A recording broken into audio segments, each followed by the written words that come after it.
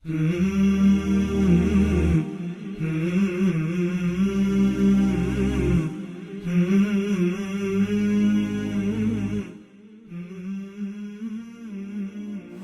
علیکم ورحمۃ اللہ وبرکاتہ۔ الحمد للہ رب العالمین والعاقبۃ للمتقین، الصلاۃ والسلام علی رسولہ الکریم وعلی آلہ وصحبہ اجمعین، اما بعد۔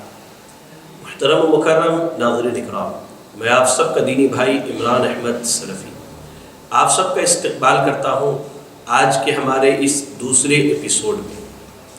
ہمارا آن لائن کورس چل رہا ہے 50 حرام چیزیں جنہیں لوگوں نے معمولی سمجھ لیا ہے یا جنہیں لوگوں نے آسان سمجھ لیا ہے، اور نیکیوں کو برباد کرنے والے اعمال کے عنوان سے۔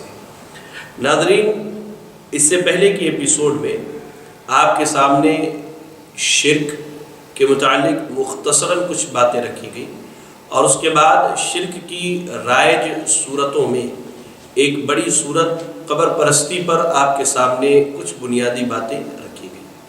آج اسی سلسلے کو آگے بڑھاتے ہوئے ہم آپ کے سامنے مزید کچھ باتیں رکھنے کی کوشش کریں گے۔ اللہ سے دعا ہے کہ اللہ تعالی ہمیں حق کہنے اور ہم سب کو حق سن کر عمل کرنے کی توفیق عطا فرمائے، آمین۔ ناظرین، آج ہمارے معاشرے میں شرک کی جو صورتیں عام ہیں ان میں ایک چیز ہے غیر اللہ کے نام کی نظر و نیاز۔ اللہ تعالیٰ کے نام کے علاوہ دوسروں کے لیے نظر و نیاز کرنا یہ شرک اکبر ہے۔ مثال کے طور پر بعض لوگ یہ نظر مانتے ہیں کہ میرا فلاں کام ہو گیا تو میں فلاں صاحب کی قبر پر چادر چڑھاؤں گا، اگر میرا بیٹا امتحان میں کامیاب ہو گیا تو میں ان کی مزار پر جا کر کے شیرنی بانٹوں گا، اگر میری بیٹی کا رشتہ فلاں بچے سے طے ہو گیا تو میں فلاں پیر صاحب کی رضامندی اور ان کی خوشنودی کے لیے اتنے لوگوں کو کھانا کھلاؤں گا، فلاں جگہ اگربتی جلاؤں گا، فلاں جگہ موم بتی جلاؤں گا، اس طرح کی چیزیں۔ تو یاد رکھیں، نظر جو ہے یہ اللہ رب العالمین کے لیے ماننی چاہیے، اور اگر نظر میں شرک نہ ہو تو اسے پورا کرنا چاہیے، اسے پوری کرنی چاہیے ہمیں اور آپ کو۔ لہذا ہمارے معاشرے کے اندر جو چیزیں رائج ہیں، عام ہیں شرک کی صورتوں میں، شرک اکبر کی صورتوں میں، اس میں کیا ہے؟ ایک چیز غیر اللہ کے نام پہ نظر و نیاز ماننا، اس سے بچنا چاہیے۔ ایسے ہی ہمارے معاشرے میں رائج صورتوں میں ایک چیز ہے غیر اللہ کے نام پر جانور ذبح کرنا۔ اللہ تعالیٰ کے علاوہ کسی کے بھی نام پر جانور ذبح کرنا یہ شرک اکبر کی قسم ہے۔ اللہ تعالیٰ کا ارشاد سورۃ الکوثر کی آیت نمبر 2 میں اللہ نے کہا فَصَلِّ لِرَبِّكَ وَانْحَرْ، اے محمد صلی اللہ علیہ وسلم اپنے رب کے لیے نماز پڑھیے اور قربانی کیجیے، یعنی جس طرح آپ کی نماز اللہ کے لیے ہی خالص ہو، اسی طرح آپ کی قربانی بھی خالصتاً اللہ رب العالمین کے لیے ہی ہو، اور آپ کا جانور ذبح کرنا یہ اللہ کا نام لے کر کے ہونا چاہیے۔ ایسے ہی صحیح مسلم کی حدیث ہے، اللہ کے نبی صلی اللہ علیہ وسلم نے فرمایا لعن اللہ من ذبح لغیر اللہ، اللہ تعالیٰ نے اس شخص پر لعنت کی ہے جو اللہ کے سوا دوسروں کے نام پر جانور ذبح کرے۔ اور لعنت سے مراد کیا ہے؟ اللہ تعالیٰ کی فٹکار برستی ہے اور اللہ کی رحمت سے ایسا شخص جو ہے دور ہو جاتا ہے۔ یاد رکھیں، غیر اللہ کے نام پر جانور ذبح کرنے میں بسا اوقات دو حرام چیزیں اکٹھی ہو جاتی ہیں۔ پہلی چیز کیا ہے؟ یہ اللہ کے علاوہ دوسروں کے لیے ذبح کرنا ہے، اور دوسرا غیر اللہ کا نام لے کر کے ذبح کرنا ہے۔ تو ان دونوں صورتوں میں ہی ذبح کیے ہوئے جانور کا کھانا حرام ہے۔ اگر وہ اللہ کے علاوہ کسی اور کے لیے ذبح کیا جائے تو بھی حرام ہے، اور اللہ کے علاوہ کسی اور کا نام لے کر ذبح کیا جائے تو بھی حرام ہے۔ اس کی کئی صورتیں ہمارے معاشرے میں دیکھنے میں آتی۔ مثال کے طور پر آپ دیکھیں 11ویں شریف منائی جاتی ہے، اور 11ویں شریف کا مرغہ جو ہے ذبح کیا جاتا ہے۔ کیوں ذبح کیا جاتا ہے؟ شیخ عبد القادر جیلانی رحمہ اللہ کی یوم ولادت کو مناتے ہوئے یا یوم وفات کو مناتے ہوئے۔ میں آپ کو بتانا چاہوں، جب ہم نے اپنے بھائیوں کو اس باب میں نصیحت کرنے کی کوشش کی، سمجھانے کی، تو وہ کیا کہتے ہیں، بھائی ہم تو بسم اللہ پڑھ کے ہی تو ذبح کر رہے ہیں۔ میں نے کب کہا کہ آپ بسم اللہ نہیں پڑھتے؟ میں یہ بتانا چاہتا ہوں کہ آپ کی نیت کیا ہے، آپ کا ارادہ کیا ہے۔ آپ کی نیت، آپ کا ارادہ یہ ہے کہ یہ شیخ عبد القادر جیلانی رحمہ اللہ کے لیے ہے، تو یاد رکھیں یہ حرام ہے اور اس کا کھانا بھی حرام ہے۔ ہر وہ چیز جو اللہ کے علاوہ کسی اور کے نام پر چڑھائی جائے، نذر پیش کی جائے، نیاز دی جائے، وہ کیا ہے؟ وہ حرام ہے۔ ویسے ہی جیسے اللہ تعالیٰ نے سور کے گوشت کو قرآن مجید کے اندر حرام قرار دیا، کھلے لفظوں میں کہتا ہوں، سور کے گوشت کو اللہ نے جیسے حرام قرار دیا ہے، وہ چیز جس پر اللہ کے علاوہ کسی اور کا نام لیا جائے وہ حرام ہے، چاہے وہ نذر یا نیاز کسی کے نام پر چڑھائی جائے۔ تو جانوروں کا اللہ کے علاوہ کسی اور کے نام پر ذبح کرنا جو ہے یہ حرام ہے۔ زمانہ جاہلیت میں دیکھیں آپ، قدیم جاہلانہ رسم و رواج میں ایک چیز یہ تھی کہ لوگ جنوں کے لیے ذبح کرتے تھے، اور آج بھی یہ چیز معروف و مشہور ہے۔ ہمارے ایک دوست ہیں ڈاکٹر فیاض صاحب، حیدرآباد کے ہی ہیں، بڑے قریبی دوست ہیں ہمارے، طائف میں وہ ہمارے جاہلیات میں متعامل تھے۔ ایک مرتبہ انہوں نے مجھے ایک واقعہ سنایا تھا کہ شیخ بہت پہلے کی بات ہے، کوئی معاملہ ہوا تو لا علمی میں جو ہے ایک شخص کے پاس چلے گئے جو علاج وغیرہ کرنے کا ڈھونگ کرتا تھا۔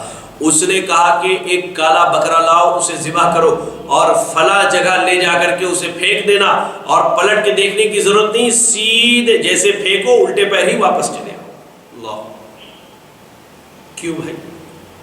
تو یہ وہ ہمارے معاشرے کے جادوگر ہیں جو جنوں کو خوش کرنے کے لیے، ان کی عبادت کرنے کے لیے، شیطان کو راضی کرنے کے لیے اس کے نام پر جانور ذبح کرتے ہیں، اور یہ آج بھی ہمارے معاشرے کے اندر رائج پا چکے۔ آپ دیکھیں جب کوئی آدمی کسی گھر کی تعمیر کر، میں نے خود اپنی آنکھوں سے دیکھا ہے، میں نام لینا نہیں چاہتا، کئی ایسے گھر ہیں جن کی جب تعمیر ہوتی ہے تو بسا اوقات جادوگروں کو یا بعض مولویوں کو بلایا جاتا ہے، اور وہ کیا کرتے ہیں، وہ کہتے ہیں کالے رنگ کا مرغا لے کر کے آؤ، کالے رنگ کا کبوتر لے کر کے آؤ، اور اسے ذبح کر کے اس کا خون جو ہے، جو جتنے پلر ہیں ان پلروں میں ڈال دو، اور یہ چیزیں اللہ اکبر، یہ سب کیا ہے؟ یہ جنوں کو خوش کرنے کے لیے کیا جاتا ہے کہ یہاں رہنے والا شیطان یا جن جو ہے ہمیں پریشان۔ یاد رکھیں کوئی بھی جن شیطان ہمیں اور آپ کو اتنا ہی نقصان پہنچائے گا جتنا اللہ نے تقدیر میں لکھا، اور اتنا ہی فائدہ پہنچائے گا جتنا اللہ نے تقدیر میں لکھا۔ یاد رکھیں آپ اس چیز کو یاد رکھیں، اس چیز کو آپ یاد رکھیں، یہ چیزیں کیا ہے؟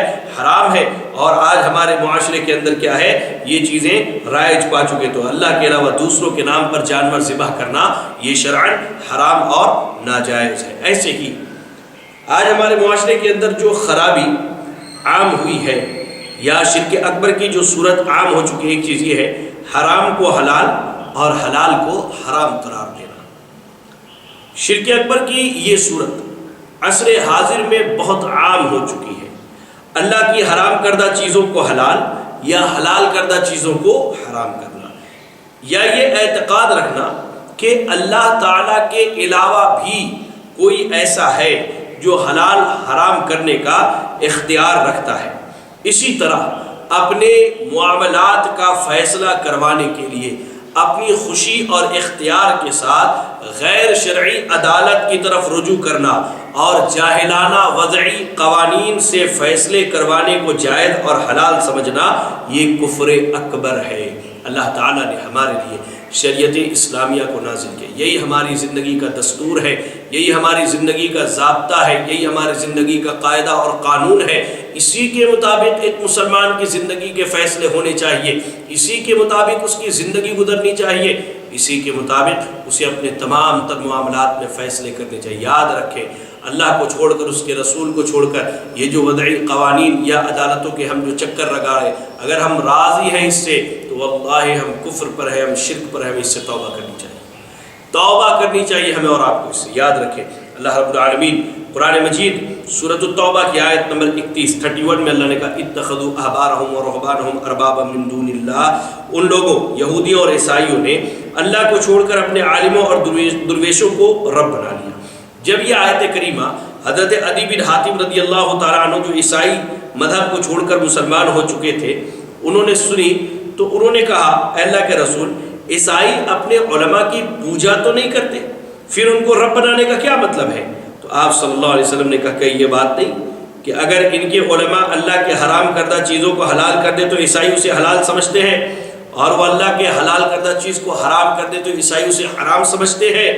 تو انہوں نے کہا ہاں، تو اللہ کے نبی صلی اللہ علیہ وسلم نے کہا یہی ان کی پوجا اور عبادت ہے، یہی ان کی کیا ہے؟ پوجا اور عبادت۔ یہ حدیث جامع ترمذی کی روایت، علامہ البانی رحمہ اللہ نے اس کی سند کو صحیح حسن قرار دیا ہے۔ یاد رکھیں کہ اسی اصول کے تحت انہوں نے اپنے اماموں کو، اپنے مفتیوں کو، اپنے مولویوں کو، اپنے پیروں کو، مرشدوں کو، درویشوں کو اور صوفیوں کو اللہ تعالیٰ کا درجہ دے رکھا تھا، اللہ تعالیٰ کا درجہ دے رکھا تھا۔ آپ اس چیز کو ذرا غور سے دیکھیں کہ اس قرآنی آیت میں اور اس حدیث نبوی سے ہمیں اس بات کا علم ہوتا ہے کہ کسی چیز کو حلال یا حرام قرار دینے کا اختیار صرف اللہ تعالیٰ کو ہے، اور یہ اختیار اللہ کے علاوہ دوسروں کے لیے ماننا گویا کہ اسے اللہ کے مترادف رب، اللہ کے یعنی اسے اپنا رب بنانے کے مترادف ہے، اسے اپنا رب بنانے کے مترادف ہے۔ اور آج ہمارے موجودہ دور میں یہی کیفیت ہے۔ اگر عالم صاحب نے کہہ دیا کہ فلاں کام نہیں کرنا ہے تو ہم نہیں کرتے، گرچہ اللہ نے اسے حلال قرار دیا ہے۔ ہمارے امام صاحب کا مسئلہ ایسا ہے، گرچہ وہ قرآن و حدیث کے خلاف ہی کیوں نہ ہو، ہمارے فلاں بزرگ نے ایسی بات کی ہے چاہے وہ قرآن و حدیث کے خلاف ہی کیوں نہ ہو۔ میں اس کی 2 مثالیں دیتا ہوں، شاید آپ کو میری بات محرم کے 10 دنوں میں بہت سارے مسلم گھرانے ایسے ہیں جن کو میں نے دیکھا، حتیٰ کہ خود میرے سسرالی رشتہ داروں میں کچھ ایسے گھرانے میں نے دیکھے جہاں محرم کے 10 دنوں میں ساگ بھاجی، جسے ہم کہتے ہیں بھاجی، پالک کی بھاجی، میتھی کی بھاجی، وہ بھاجی نہیں کھاتے، ساگ کا استعمال نہیں کرتے، مچھلی نہیں کھاتے وہ 10 دنوں تک۔ کیوں بھائی؟ تو ہمارے بزرگوں نے ایسا کہا ہے، ہمارے بزرگوں نے ایسا کیا، باپ دادا کرتے ہیں۔ اللہ نے آپ کے لیے وہ چیزیں، سبزیاں حلال کی، اللہ نے آپ کو مچھلی حلال کیا، اور وہ سارے دنوں میں اللہ نے آپ کے لیے حلال کی، اللہ یہ کہ آپ روزے سے ہو، سارے دنوں میں اللہ نے آپ کے لیے حلال کیا، ساری راتوں میں وہ آپ کے لیے اللہ نے آپ کے لیے حلال۔ پھر کس نے 10 دنوں کے لیے آپ کے اوپر حرام کر دیا؟ کس نے کہہ دیا کہ ان 10 دنوں میں اسے نہیں کھانا ہے؟ اللہ۔ اس کی ایک دوسری مثال جو میں آپ کو دے کر کے سمجھانا چاہتا تھا، قرآن و حدیث کا اگر کوئی مسئلہ ہمارے سامنے بیان کیا جائے تو اس کے برعکس جو ہے ہم اپنے ائمہ کے اقوال کو لے کر کہتے ہیں، اور اس کی بے شمار مثالیں ملتی ہیں۔ اللہ تعالیٰ ہمارے ائمہ پر، ہمارے بزرگوں پر رحم فرمائے، وہ اس سے بری ہے، واللہ وہ اس سے بری۔ انہوں نے کہیں بھی اس بات کا حکم نہیں دیا کہ ان کے اقوال کو نبی صلی اللہ علیہ وسلم کے قول کے سامنے یا کسی صحابی یا کسی تابعی کے قول کے سامنے پیش کریں۔ آج ہمارے علماء نے، آج ہمارے سماج کے لوگوں نے اپنے اندر تعصب اتنا بھر لیا، حسد اتنی زیادہ بھر لی کہ وہ ہر حال میں چاہتے کہ ہمارے امام کا جھنڈا اوپر رہے، ہمارے امام کا جھنڈا۔ اپنا نمبر بڑھانے کے لیے کہہ لیجئے انہوں نے ائمہ کا سہارا لے رکھا ہے، اپنا نمبر بڑھانے کے لیے۔ میں کھلے لفظوں میں کہتا ہوں اس بات کو، اپنا نمبر بڑھانے کے لیے ان لوگوں نے جو ہے ائمہ کا سہارا لے رکھا، جبکہ ائمہ اس سے بری ہے۔ انہوں نے اپنی برات کا اعلان کر دیا ہے، میرے بھائی، اپنی برات کا اظہار کر دیا ہے ان لوگوں نے، اللہ اکبر۔ لہذا اس کی بہت ساری مثالیں ہمارے معاشرے کے اندر ملتی ہیں، لہذا ہمیں اس سے ڈرنا چاہیے۔ اللہ تعالیٰ نے مشرکوں کا یہ مذموم وصف بیان کیا کہ وَلَا يُحَرِّمُونَ مَا حَرَّمَ اللَّهُ وَرَسُولُهُ وَلَا يُدِينُونَ دِينَ الْحَقِّ، کہ وہ اللہ اور اس کے رسول کے حرام کردہ چیزوں کو حرام نہیں مانتے اور نہ ہی دین حق اسلام کے سامنے گردن جھکاتے ہیں۔ اور ایک دوسرے مقام پر، پہلی آیت سورۃ التوبہ کی آیت نمبر 29 تھی، ایک دوسرے مقام پر سورہ یونس کی آیت نمبر 59 میں اللہ نے کہا قُلْ أَرَأَيْتُمْ مَا أَنزَلَ اللَّهُ لَكُم مِّن رِزْقٍ فَجَعَلْتُم مِّنْهُ حَرَامًا وَحَلَالًا قُلْ اللَّهُ أَذِنَ لَكُمْ أَمْ عَلَى اللَّهِ تَفْتَرُونَ۔ اے پیغمبر ان لوگوں سے کہہ دیجئے بھلا بتلاؤ تو صحیح کہ اللہ نے تمہارے لیے جو رزق بھیجا تھا پھر تم نے اس کا کچھ حصہ حرام کچھ حلال قرار دے لیا۔ آپ پوچھئے کہ کیا یہ حلال و حرام کرنے کا اللہ نے تمہیں حق دیا تھا، یا پھر تم خود اپنی طرف سے اللہ پر جھوٹ باندھ رہے ہو، اللہ کی طرف ایسی باتیں منسوب کرتے ہو جن کا اللہ تعالیٰ نے تمہیں حق نہیں دیا ہے۔ لہذا اس آیت کریمہ میں اللہ نے اس بات کی وضاحت کر دی کہ حلال و حرام وہی ہیں جو اللہ اور اس کے رسول اللہ تعالیٰ نے حلال و حرام مقرر کیا ہے۔ پھر اللہ نے اپنے نبی کی زبانی جن چیزوں کو حلال و حرام کروایا وہی حلال و حرام ہے، اور حلال و حرام کا حق صرف اور صرف اللہ تعالیٰ کو ہے، جائز ناجائز کا حق صرف اور صرف اللہ تعالیٰ کو ہے۔ ہر عالم دین سے یا ہر امام سے یا ہر مفتی سے کسی چیز کو حلال یا حرام نہیں کروا سکتا، حلال یا حرام نہیں کروا سکتا، اور اگر وہ ایسا کرتا ہے تو کفر اکبر کا مرتکب ہے اور وہ دائرہ اسلام سے خارج ہے میرے بھائی۔ بہرحال آج ہمارے معاشرے کے اندر یہ چیز بڑی عام ہے۔ چلیں آگے چلتے ہیں۔ ہمارے معاشرے کے اندر پائی جانے والی حرام چیزیں جنہیں لوگوں نے آج معمولی سمجھ لیا ہے، ان میں ایک چیز ہے جادو، کہانت اور غیبی خبر جاننے کا دعویٰ کرنا۔ جادو تو سمجھ میں آتا ہے، کہانت کیا ہے؟ کہانت کا مطلب ہے کہ اٹکل پچو سے کچھ سچ اور کچھ جھوٹ ملا کر مستقبل کی خبریں بتانے اور غیب جاننے کا دعویٰ کرنا۔ جس طرح آج ہمارے زمانے میں جو نجومی ہے یا پیشہ ور روحانی عامل موجود ہیں جن کا شیطانوں کے ساتھ رابطہ ہوتا ہے، اور وہ ان شیطانوں کی مدد سے ہی اپنا پیشہ چلاتے ہیں۔ نبی صلی اللہ علیہ وسلم کی بعثت سے پہلے کہانت کا یہ عمل بہت زیادہ تھا۔ شیاطین آسمان سے خبریں چرا کر کے لاتے اور کاہن کو بتاتے تھے، اور کاہن ایک سچی بات میں 99 جھوٹ ملا کر لوگوں کے سامنے پیش۔ لیکن جب وحی کا نزول ہوا، قرآن کا نزول شروع ہوا، نبی صلی اللہ علیہ وسلم کی بعثت ہوئی، تو اللہ تعالیٰ نے آسمان کو فرشتوں سے گھیر دیا، اللہ نے اس کی حفاظت کی، اور ستاروں کے ذریعے اللہ تعالیٰ نے اس کی حفاظت کی۔ اب اگر آسمان کی کوئی خبر چرانے کے لیے شیطان ایک دوسرے پر چڑھ کے پہنچتے بھی ہیں تو آگ کے گولے ان کے اوپر مارے جاتے ہیں، آگ کے گولے ان کے اوپر چلائے جاتے ہیں، جیسا کہ اللہ نے سورۃ الطارق کے اندر اس چیز کی بڑی تفصیل سے وضاحت کی ہے۔ بہرحال تو کہانت اسے کہتے ہیں۔ تو جادو، ایسے ہی نجومی گری اور جھوٹ سے غیبی خبریں جاننے کا دعویٰ کرنا بھی شرک ہے، اور یہ سارے شرکیہ کام ہمارے موجودہ زمانے میں بہت عام ہو چکے ہیں، بہت عام ہو چکے ہیں۔ جادو کفر ہے اور ان 7 کبیرہ گناہوں میں سے ہے جو انسان کو تباہ و برباد کرنے کے لیے کافی ہے۔ جادو ہمیشہ نقصان پہنچاتا ہے، اس سے فائدہ کبھی حاصل نہیں ہوتا۔ اور جادو سیکھنے والوں کے بارے میں تو اللہ تعالیٰ نے قرآن مجید سورۃ البقرہ کی آیت نمبر 102 میں کہا وَيَتَعَلَّمُونَ مَا يَضُرُّهُمْ وَلَا يَنفَعُهُمْ، اور یہ لوگ ایسی چیز سیکھتے ہیں جو انہیں نقصان پہنچائے اور نفع نہ پہنچا سکے، یعنی جادو سیکھنے میں سراسر نقصان ہی نقصان ہے، فائدہ کوئی نہیں۔ اور واقعی آپ یاد رکھیں، بسا اوقات دکھتا یہ ہے لوگوں کو کہ وہ جادوگر کے پاس گئے، اپنا کوئی کام نکال لیا اور انہیں اس میں فائدہ دکھتا ہے۔ اللہ کے بندے، اللہ کی بندیوں، یہ دنیاوی فائدہ ہے۔ سب سے بڑا نقصان یہ ہوا کہ آپ کا ایمان چلا گیا، آپ کا ایمان ختم ہو گیا، آپ ایمان سے کفر کے، ایمان کے حد کو آپ نے توڑا اور کفر کے دائرے میں آپ داخل ہو گئے۔ اللہ اکبر، اللہ اکبر۔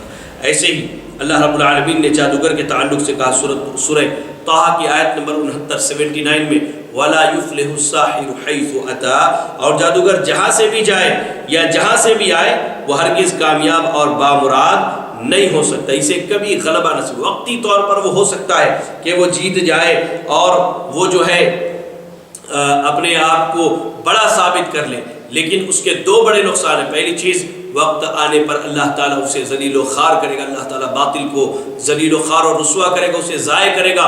اور دوسری چیز یہ ہے کہ اللہ تعالیٰ اس نے جو جادو سیکھا ہے یا جادو کا عمل کیا یا کرایا ہے، اس سے اس کا ایمان چلا گیا جو اس کے جہنم جانے کے لیے کافی ہے۔ ایسے ہی جادو کا عمل کرنے والا خالص کافر ہے، خالص کافر۔ اس کی بنیاد اللہ تعالیٰ کا یہ فرمان ہے، سورۃ البقرہ کی آیت نمبر 102 پڑھیے، 102۔ اللہ نے کہا وَمَا كَفَرَ سُلَيْمَانُ وَلَكِنَّ الشَّيَاطِينَ كَفَرُوا يُعَلِّمُونَ النَّاسَ السِّحْرَ وَمَا أُنزِلَ عَلَى الْمَلَكَيْنِ بِبَابِلَ هَارُوتَ وَمَارُوتَ وَمَا يُعَلِّمَانِ مِنْ أَحَدٍ حَتَّى يَقُولَا إِنَّمَا نَحْنُ فِتْنَةٌ فَلَا تَكْفُرْ۔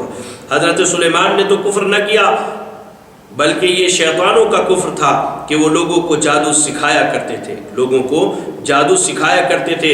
اور بابل شہر میں ہاروت اور ماروت 2 فرشتوں پر جو اتارا گیا تھا، اور وہ دونوں ہاروت ماروت بھی کسی شخص کو اس وقت تک جادو نہیں سکھاتے تھے جب تک کہ یہ نہ کہہ لیتے کہ ہم اللہ کی طرف سے ایک آزمائش بن کر کے آئے ہیں، لہذا تم جادو سیکھ کر کفر نہ کرو۔ یاد رکھیں، اس آیت کریمہ میں اللہ تعالیٰ نے کئی چیزوں کا بیان کیا ہے۔ ایک چیز تو یہ ہے کہ سلیمان علیہ السلام نے کفر نہیں کیا۔ اس سے مراد کیا ہے؟ اس سے مراد یہ ہے کہ سلیمان علیہ السلام کے زمانے میں جادو کا بڑا زور تھا اور جادو کی بڑی نشر و اشاعت تھی، حتیٰ کہ جادو کا علم یہودیوں میں رواج پا گیا اور یہ مشہور ہو گیا کہ سلیمان علیہ السلام کوئی نبی نہیں بلکہ جادوگر تھے، نعوذ باللہ۔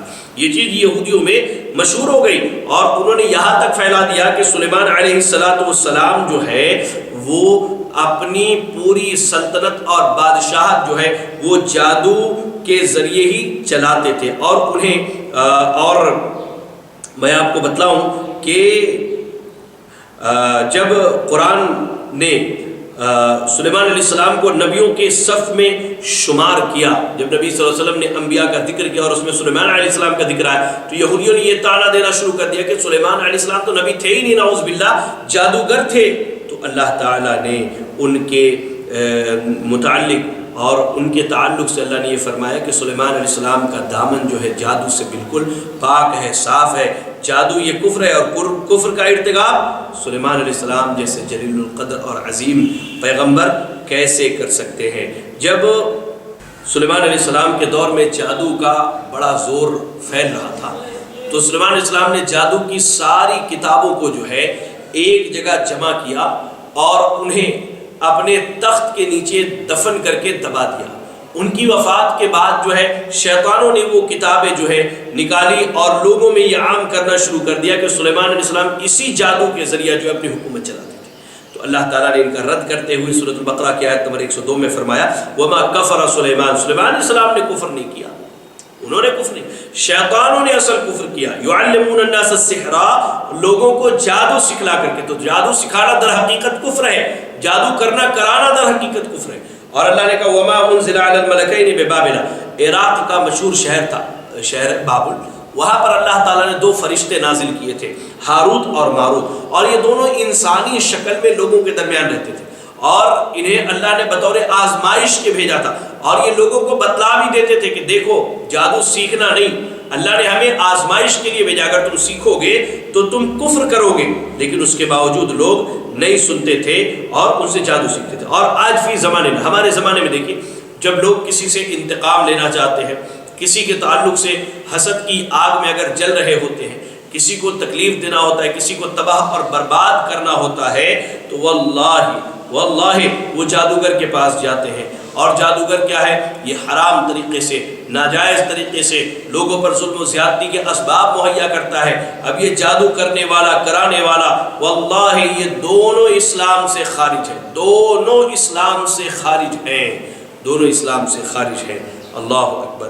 اسی حال میں یہ مر جائیں تو یہ ہمیشہ ہمیشہ کے لیے جہنم جانے والے، اگر یہ توبہ نہ کریں تو یاد رکھیں۔ اب ہوتا کیا ہے آج ہمارے معاشرے کے اندر، بسا اوقات جو ہے لوگ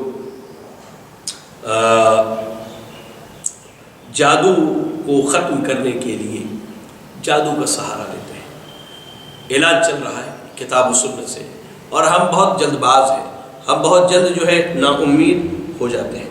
کتاب و سنت سے اگر علاج چل رہا ہے تو وہ علاج کبھی لمبا ہو جاتا ہے۔ عموماً بیماریاں بھی جب علاج کے پروسیجر میں آتی ہیں تو بیماریوں کا علاج بھی لمبا ہو جاتا ہے، تو عام پریشان نہیں ہوتے، نہیں بھائی دوا کھا رہے، لیکن قرآن سے، صحیح سنت سے علاج ہو رہا، اس میں ہم پریشان ہو جاتے فوراً، کیا ہے چلو نہیں کہیں اور چلتے ہیں، کسی قبر پر چلے گئے، کسی مزار والے کے پاس گئے، کسی عامل کے پاس گئے، کسی جھوٹے بابا کے پاس چلے گئے، اللہ اکبر، وہ ہمارا دین بھی لے جاتا، ہمارا ایمان بھی لے جاتا، ہماری دولت بھی لے جاتا، ہماری عزت اور غیرت سب کو غارت کر دیتا ہے، سب غارت کر دیتا ہے، اللہ اکبر۔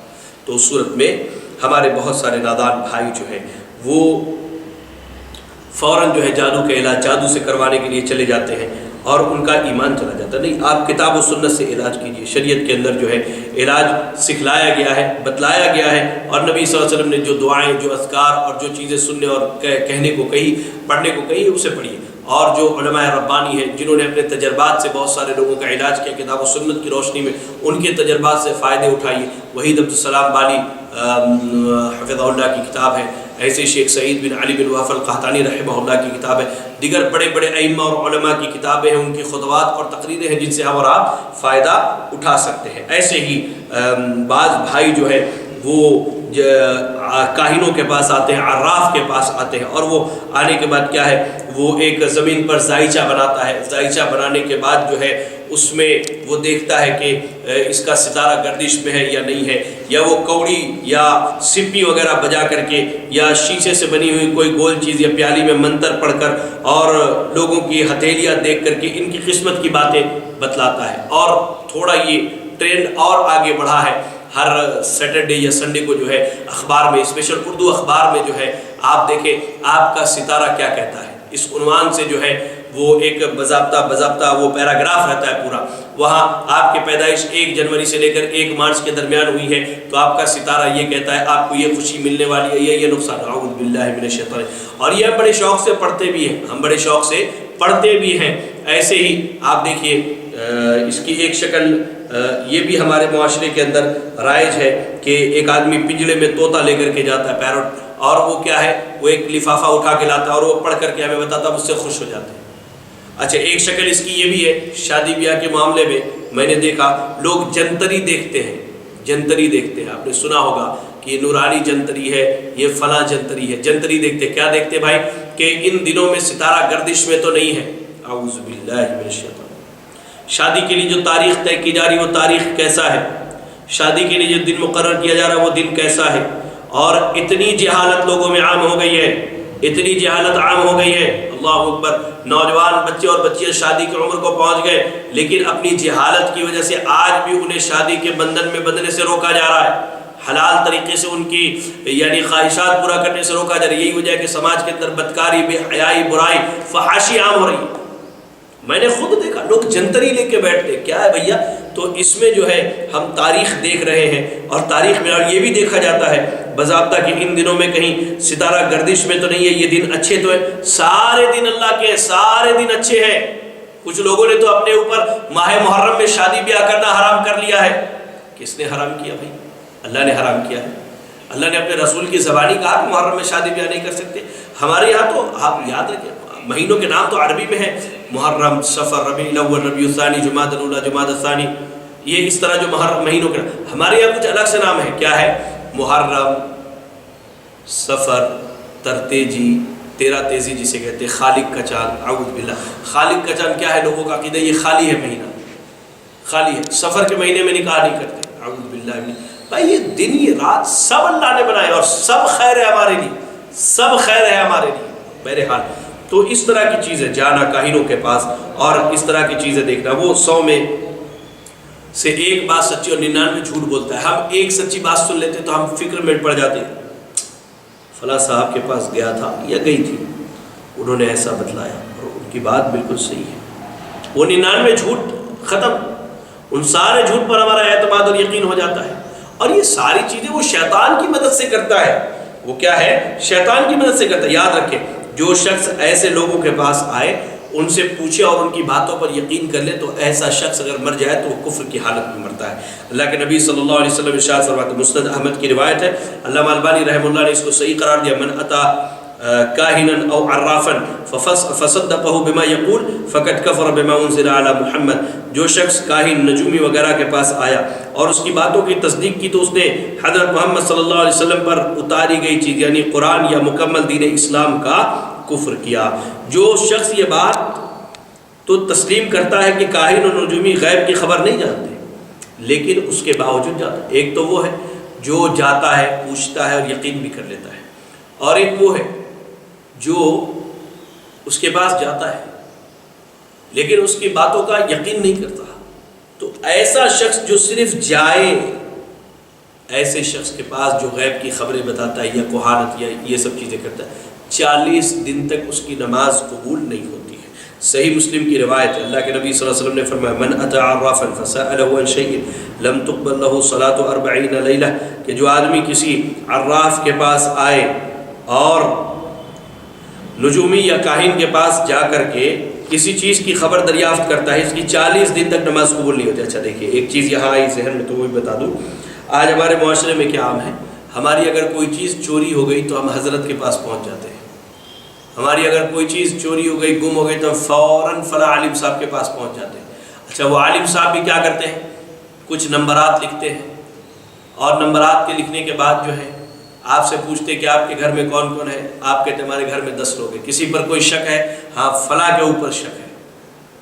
اب وہ 10 کا نام لکھتے، پتہ نہیں اللہ جانے وہ کون سا علم انہوں نے کہاں سے حاصل کیا، پانی میں 10 نام ڈال دیے انہوں نے، اس میں سے ایک نام اوپر چلا آتا ہے، سبحان اللہ، وہ نکال کے بتا دیے ہاں فلاں صاحب نے چوری کیا ہے۔ اب اس بیچارے کو علم بھی نہیں ہے کہ کون سی چیز چوری ہوئی، اب آپ آنے کے بعد اس سے لڑتے جھگڑ، یہ ساری چیزیں ڈھونگ ہے، جہالت ہے، اور ان چیزوں کا یقین کرنے والا در حقیقت نبی صلی اللہ علیہ وسلم کی لائی گئی شریعت کا انکار کرنے والا ہے۔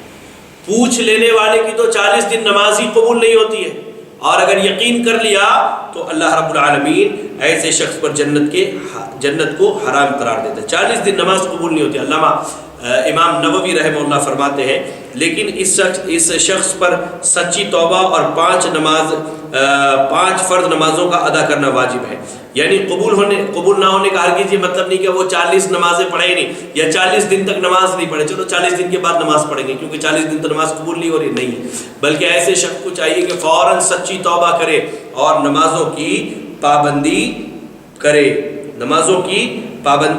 کرے۔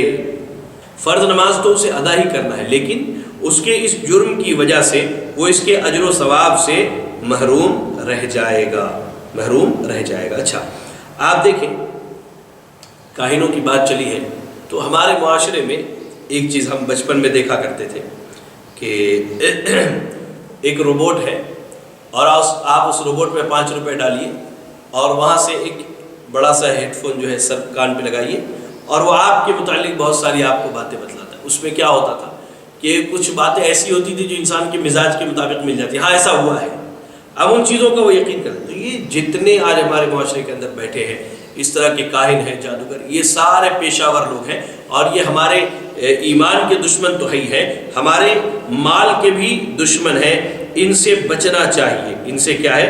بچنا چاہیے۔ اللہ تعالی ہمارے ایمان کی حفاظت فرمائے۔ چلیں، ایک چیز یہ بھی ہے کہ حادثات زمانہ میں ستاروں کے عمل دخل کا اعتقاد رکھنا۔ بعض بھائیوں کا یہ بھی ہے کہ ستارے جو ہے ان کا بڑا عمل دخل ہے حادثات کے واقع ہونے میں۔ کیسے سمجھے؟ آئیے پہلے میں آپ کو ایک دلیل دیتا ہوں۔ صحیح بخاری کی روایت ہے، حضرت زید بن خالد الجہنی رضی اللہ تعالیٰ عنہ فرماتے ہیں، ایک مرتبہ رسول اللہ صلی اللہ علیہ وسلم نے حدیبیہ کے مقام پر ہمیں صبح کی نماز پڑھائی، جبکہ رات کو خوب بارش برسی تھی۔ رسول اللہ صلی اللہ علیہ وسلم نماز فجر سے فارغ ہو کر لوگوں کی طرف متوجہ ہوئے اور آپ نے ارشاد فرمایا، تمہارے رب نے کیا فرمایا؟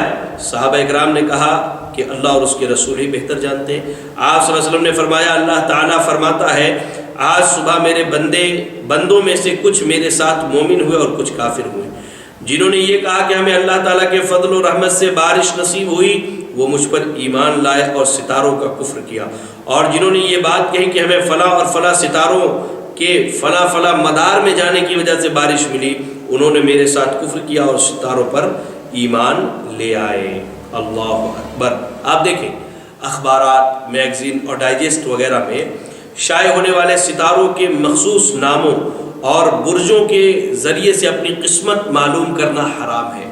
کئی نام ہیں، کچھ اسکارپیو ہے، کچھ جو ہے ثور ہے، اور پتہ نہیں کیا کیا نام ہے جو ڈائجسٹ وغیرہ میں ستاروں کے آتے ہیں۔ وہ ہندی زبان میں جو راہو، کیتو، پتہ نہیں کیا کیا کہتے ہیں، اس کو اللہ رحم فرمائے ہم سب پر۔ بہرحال تو ان کے ذریعہ جو ہے اپنی قسمت کا حال معلوم کرنا یہ سراسر حرام ہے، کفر ہے۔ بسا اوقات ہوتا ہے ہم کسی کے پاس پہنچ گئے، وہ کیا مشورہ دیتے، دیکھو ابھی تمہاری جو یہ لکیر ہے، وہ کیسے سمجھاتا، دیکھیں ابھی یہ جو تمہاری لکیر ہے، یہ جو ہے یہاں تمہارا شنی جو ہے یہاں پر ہے، اب یہ چل کر کے اس لکیر سے یہاں پہنچا تو کیا ہے، تمہاری تقدیر بدل گئی۔ اللہ اکبر۔ یہ ایک میں نے مثال دی ہے سمجھانے کے، اللہ میری اور آپ سب کی حفاظت فرمائے ایسے کفر سے، اللہ آپ سب کی حفاظت سمجھانے۔ ہاتھ دیکھ کر کے بتاتے ہیں کہ یہ تمہارا ستارہ جو ہے فلاں جگہ ہے۔ میں نے جو جنتری کی بات کی نا، جنتری میں بھی یہی چیز دیکھتے ہیں کہ ستاروں کی گردش دیکھی جاتی ہے، اور یہ سراسر کیا ہے، یہ حرام ہے۔ یاد رکھیں، انسان اگر یہ عقیدہ رکھے کہ ستاروں کے ذریعہ اس کی تقدیر میں رد و بدل ہوتی ہے، اس کے معاملات بنتے بگڑتے ہیں، تو وہ کفر پر ہے۔ وہ کفر پر ہے، انسان کو اس سے بچنا چاہیے، بلکہ تقدیر کا بنانے اور بگاڑنے والا محض اللہ رب العالمین ہے۔ جو چیزیں اللہ نے تقدیر میں لکھی ہیں وہ مل کر کے رہیں گی، اگر اچھی ہو تو انسان کو شکر ادا کرنا چاہیے، اور اس کے ناموافق ہو تو ایسی صورت میں انسان کو اللہ رب العالمین کے اس تقدیر پر صبر کرنا چاہیے، دونوں حال میں اس کے لیے کیا ہے؟ اجر ہے۔ تو ستاروں کا عمل دخل ماننا یہ ہمارے معاشرے میں بڑا عام ہے، یہ ان حرام چیزوں میں سے جسے لوگوں نے عام اور ہلکا سمجھ لیا ہے، معمولی جان لیا ہے، اس سے بچنا چاہیے۔ ایسے ہی کسی چیز میں نفع پہنچانے کا اعتقاد رکھنا، شرک کی ایک صورت یہ بھی ہے کہ انسان کسی بھی ایسی چیز میں نفع پہنچانے کا اعتقاد رکھے جس چیز میں اللہ نے نفع پہنچانے کی قدرت نہیں رکھی ہے، جس طرح بعض لوگ نجومیوں، کاہنوں، جادوگروں کے اشاروں پر یا وراثت میں ملنے والے مشرکانہ عقیدے کی بنا پر شرکیہ تعویذ، گنڈوں اور مختلف قسم کے منقوں، پتھر کے نگینوں، کوڑی اور دھات کے بنے ہوئے کڑے، چھلے وغیرہ میں نفع پہنچانے کا اعتقاد رکھتے ہیں، اور اپنے گمان کے مطابق نظر بد سے بچنے کے لیے انہیں اپنے گلے میں لٹکاتے ہیں یا مختلف قسم کے نگینوں والی انگوٹھیاں پہنتے ہیں، اور یہ عقیدہ رکھتے ہیں کہ ان نگینوں میں خاص قسم کی تاثیر پائی جاتی ہے، مثلا مصیبتیں ٹل جاتی ہیں، پریشانیاں ختم ہو جاتی ہیں، مشکلات آسان ہو جاتی ہیں۔ اللہ اکبر، بڑا اہم مسئلہ ہے، یہ بڑا اہم مسئلہ ہے۔ اس میں میں سمجھتا ہوں پورا معاشرہ ایسے گھرا ہوا، پورا معاشرہ، کیا اہل توحید اور کیا اہل شرک، اللہ ہم سب کی حفاظت فرمائے۔ میں نے بڑے بڑے توحید کے دعوے داروں کو دیکھے ہیں بھائی، جن کے گھر میں ان کے بچوں کے گلے میں تعویذ ہیں، ان کی بیویوں کے گلے میں تعویذ ہے، ان کی بیٹیوں کے گلے میں تعویذ ہے، کہیں ہاتھ میں باندھا ہے، کہیں کمر میں باندھ کے رکھا ہے۔ اللہ اکبر، چھوٹے چھوٹے بچوں کو نظر بد سے بچانے کے لیے غیر مسلموں کے نقش قدم پر چلتے ہوئے کبھی آنکھوں میں کالا کاجل لگایا تو کبھی سر پہ ایک کالا ٹیکا لگا دیا، کبھی تلوے میں، پیر کے تلوے کے نیچے ٹیکے لگا دیے۔ آپ معاشرے میں باہر نکلے، میں آپ کو زبان گارنٹی دیتا ہوں، ہر 10 میں سے آپ 5 مسلمان ایسا پائیں گے جس کے ہاتھ میں یا تو کالا دھاگا ہے، یا 5 سے بھی زیادہ کہہ لیجئے، یا پھر اس کے پیر میں کالا دھاگا بندھا ہوا۔ کیوں؟ پیر میں بڑی تکلیف ہے، درد ہے، جس کی وجہ سے میں نے کالا دھاگا باندھ کے رکھا، یہ ٹھیک ہو جائے گا۔ بعض لوگ تو اتنی بدبختی کے حد کو چلے جاتے ہیں، عورتوں کے سر کا بال باندھ لیتے ہیں، اگر کوئی زخم ہو گیا تو زخم ٹھیک کرنے کے لیے، سکھانے کے لیے اسے کیا ہے، عورتوں کا بال باندھ لیتے ہیں۔ گھر کی تعمیر ہو رہی ہے، کیا ہے اس کے اوپر ایک یہ اللہ رحم فرمائے ٹوکری، ٹوٹی ہوئی ٹوکری اور جھاڑو اور چپل باندھ دیتے ہیں۔ آپ یقین جانیں، کچھ دنوں پہلے کی بات ہے، میرے ایک بہت قریبی دوست ہے عبداللہ، ہمارے تقریباً میرے 7-8 دوست ہیں بچپن کے جو بہت قریبی ہیں، ہماری ٹیم کے ایک ممبر ہیں عبداللہ، بہت اچھے دوست ہیں میرے، اللہ ان کو سلامت رکھے، اللہ انہیں ایمان اور صحت کی زندگی۔ ان کے گھر کی تعمیر ہو رہی تھی، تو ان کے چھت کے اوپر جو ہے میں نے دیکھا کہ ایک ٹوکری اور ایک جھاڑو اور ایک چپل بندھا ہوا ہے۔ تو ہم کھڑے تھے، میں نے پوچھا کہ عبداللہ یہ کس نے باندھا ہے؟ کہ والد صاحب نے باندھا ہے۔ میں کہا کیوں؟ کہا ان کے عقیدے کے مطابق۔ کہہ رہا میرا عقیدہ نہیں ہے بھائی، میں نے اس سے منع بھی کیا، روکا بھی، سمجھایا بھی، مجھ سے تو لڑائی جھگڑے کی نوبت آ گئی تو میں نے چھوڑ دیا۔ والد صاحب ہے، میں نے ان کو ان کے حال پہ چھوڑ دیا۔ بہرحال انہوں نے اپنے تئیں پوری کوشش کی تھی، اللہ ان کو ان کی کوششوں میں برکت دے۔ تو میں نے کہا کہ گھر جانا اور ابا سے کہنا کہ ابا گھر کی قیمت زیادہ ہے یا انسان کی قیمت زیادہ ہے؟ کیوں؟ میں کہا اگر ابا کہیں کہ انسان کی قیمت زیادہ ہے تو کہیے کہ ابا کل سے 2-3 چپل جوتے آپ اپنی بھی گردن میں، میری بھی گردن میں، والدہ کی بھی گردن میں اور بھائی بہن سب کی گردن میں ڈال دیجئے۔ اگر یہی چیز مصیبت سے بچانے والی، نظر بد سے بچانے والی ہے تو کیا ضرورت ہے گھر پہ؟ گھر سے زیادہ قیمت تو ہماری ہمارے جان کی ہے، ہم تو کم سے کم بچ جائیں۔ اللہ اکبر، اللہ اکبر، یہ عام ہے، بالکل ہمارے معاشرے میں عام ہے۔ نوجوانوں کو ہم نے دیکھا الگ الگ قسم کے پتھر، بعض نوجوان فیروزی رنگ کا پتھر پہنتے، کیا ہے بھائی؟ وہ بدبخت، وہ ملعون جس نے عمر رضی اللہ تعالی عنہ کو شہید کیا تھا، ابو لولو فیروز، اس کی سمجھیے کہ عبادت کے لیے، میں کہتا ہوں اس کی عبادت کے لیے، اس کو خوش کرنے کے لیے، اس بدبخت اور ملعون کو شیعہ اور رافضی جو ہے فیروزی رنگ کی انگوٹھی پہنتے ہیں، نگینے والی، فیروزی رنگ کے پتھر والے۔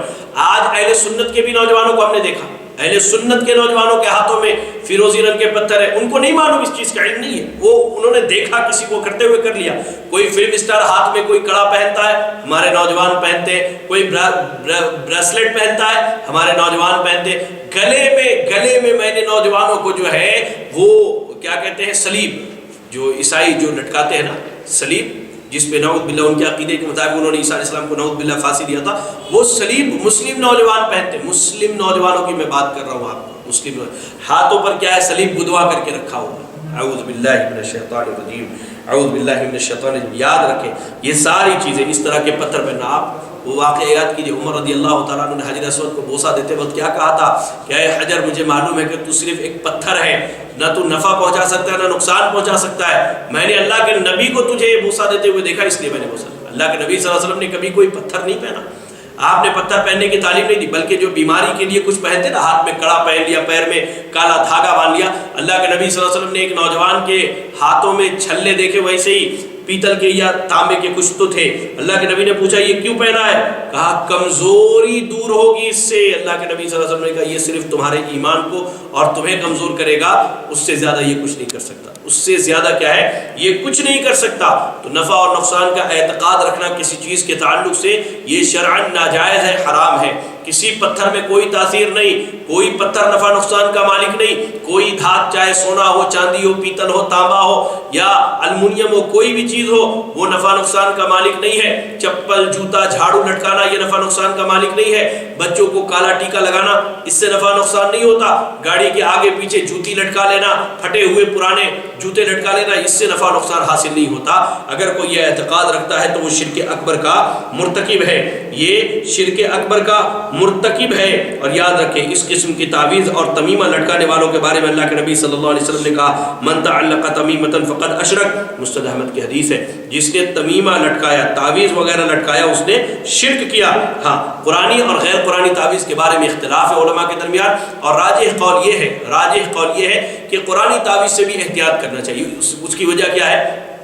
تاکہ غیر قرآنی تعویذ کا دروازہ بند ہو جائے. ہم نے کسی کو کہہ دیا کہ بھائی آپ قرآن کی تعویذ لٹکا سکتے ہیں، اب ہمیں کیا معلوم کہ لکھ کے دینے والے نے قرآن کی تعویذ دیا. بھائی میں نے تعویذ کھول کر کے دیکھے علاج کے دوران کہ لوگ باضابطہ اللہ کی قسم تعویذ کے اوپر، میرے پاس وہ تعویذ ہوگی بھی کولکتہ میں میرے گھر پہ، قارون، حامان، شیطان، فرعون، یہ نام لکھے ہوئے تعویذ پر، یہ نام لکھے ہوئے تعویذ کے اوپر.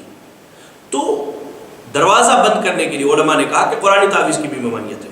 اچھا بعض علماء نے یہ تعویل پیش کی کہ اس سے قرآن کی حرمت اور اس کی پامالی سے بچایا جا سکتا ہے، قرآن کی عزت کی پامالی سے اسے بچایا جا سکتا ہے. اگر کوئی کہے کہ آپ ناپاکی کی حالت میں قرآن لیں گے، آپ کہیں گے نہیں. حیض کی حالت میں عورت قرآن لے سکتی ہے، آپ کہیں گے بالکل نہیں. قرآن لے کے حمام میں جا سکتے ہیں، ٹوائلٹ کے لیے، باتھ روم کے لیے، آپ کہیں گے بالکل نہیں. تو پھر بھائی جنابت کی حالت میں قرآن گلے میں لٹکتا رہتا ہے، بازو میں بندھا ہوا رہتا ہے. حیض کی حالت میں عورت اپنے گلے میں قرآن لٹکا کے رکھتی ہے.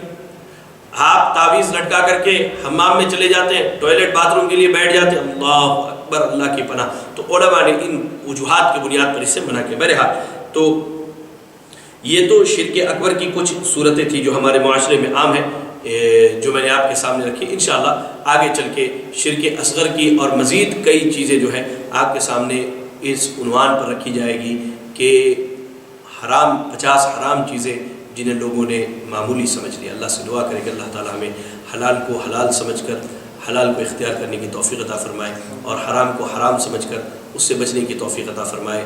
آمین. وآخر دعوانا الحمدللہ رب العالمین. جزاکم اللہ خیرا. السلام علیکم ورحمۃ اللہ وبرکاتہ.